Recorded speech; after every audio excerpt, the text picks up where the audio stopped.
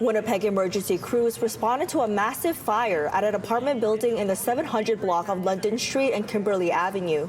The Winnipeg Fire Paramedic Service arrived at the scene at 3:30 p.m. and with the fire growing stronger, they called for more units to help mitigate the spread. Despite their efforts, the fire quickly spread to 2 apartment buildings nearby. No injuries have been reported at this time. Buildings under construction are almost like lumber yards. They go up very, very quickly. There's no extinguishment options or open air. So when our crews arrived, when they departed the station, they could see extensive fire and smoke. When they arrived, they immediately set up defensive operations to try and keep it out of the condominiums. There was no way to stop the construction building from burning.